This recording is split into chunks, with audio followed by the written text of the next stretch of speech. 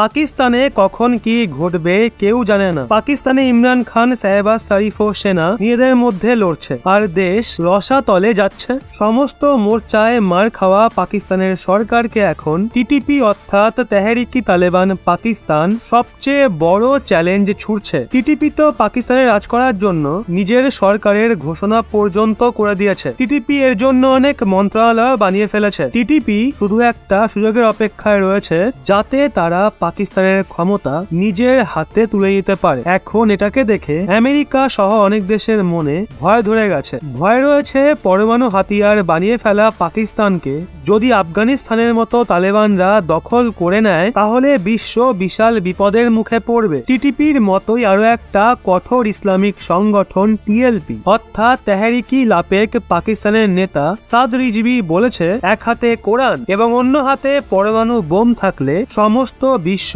ঝুঁকবে। এর জন্য এখন আচমকা বলা হচ্ছে আমেরিকা পাকিস্তানের সমস্ত পরমাণু হাতিয়ারকে নিজের দখলে নেওয়ার জন্য একটা বড় প্ল্যান অ্যাক্টিভ করে দিয়েছে। অবশ্য পাকিস্তানের কার্যকলাপকে দেখে আমেরিকাই প্ল্যান 9/11 হামলার পরই তৈরি করে ফেলেছিল, কিন্তু এখন ওই প্ল্যানকেই লাগু করার চর্চা তোড়জোড়ের সঙ্গে চলছে। আপনাদের মনে আছে কিছু সময় আগে আমেরিকান রাষ্ট্রপতি জো বাইডেন বলেছিল পাকিস্তান বিশ্বের সব থেকে খতরনাক দেশগুলোর মধ্যে একটা। এখন এর পরই বলা হচ্ছে পাকিস্তানের জন্য তৈরি করা স্ন্যাচ অ্যান্ড গ্র্যাব প্ল্যানকে আমেরিকা অ্যাক্টিভ করে দিয়েছে। স্ন্যাচ অ্যান্ড গ্র্যাব অর্থাৎ হাতিয়ার ছিনিয়ে নিয়ে সেগুলোকে নিজের দখলে করে নেওয়া। আপনাদের জানিয়ে রাখি পাকিস্তানই একমাত্র ইসলামিক দেশ যার কাছে নিউক্লিয়ার হাতিয়ার রয়েছে। যদি এই হাতিয়ার ভুল মানুষের হাতে চলে যায় তাহলে গোটা বিশ্বের জন্য বিপদ ঘনিয়ে আসবে। 2007-এ ছাপা একটা রিপোর্ট অনুযায়ী পাকিস্তানের নিউক্লিয়ার হাতিয়ারগুলোকে সুরক্ষিত রাখার জন্য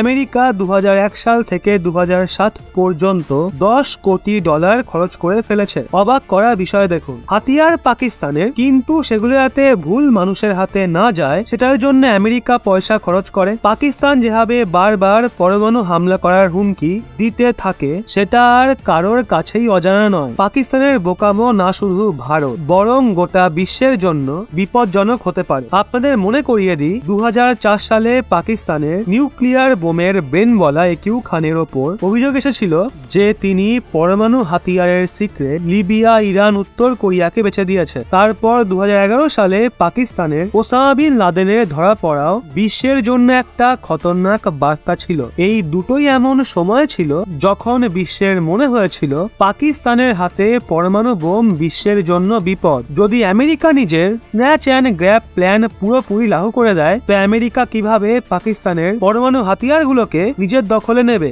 আমেরিকান সেনাকেই পাকিস্তানে ঢুকে পরমাণু হাতিয়ারকে নিজের দখলে নেবে? এটা এখনই বলা অনেক মুশকিল যে কিভাবে আমেরিকা পাকিস্তানের পরমাণু হাতিয়ারগুলোকে ছিনিয়ে নেবে। জেনারেল পারভেজ মোশাররফ তো বলেছিল যদি আমেরিকা আমাদের পরমাণু হাতিয়ারগুলোকে দখল করার চেষ্টা করে তাহলে পাকিস্তান এবং আমেরিকার মাঝে যুদ্ধ শুরু হয়ে যাবে। কিন্তু দেখুন এখন তারা এদের মধ্যেই যুদ্ধ করছে আর দেশের এমন হাল করেছে যে যুদ্ধ তো অনেক দূরের কথা, দেশের মানুষের জন্য পর্যাপ্ত খাদ্য সামগ্রীটুকুও নেই। আর ওই দেশের প্রধানমন্ত্রী সারা বিশ্বে বাটি হাতে ঘুরছে সামান্য কিছু ভিক্ষার জন্য। বন্ধুরা এবার আপনারাই বলুন আমেরিকার তাহলে এই মুহূর্তে কি করা উচিত?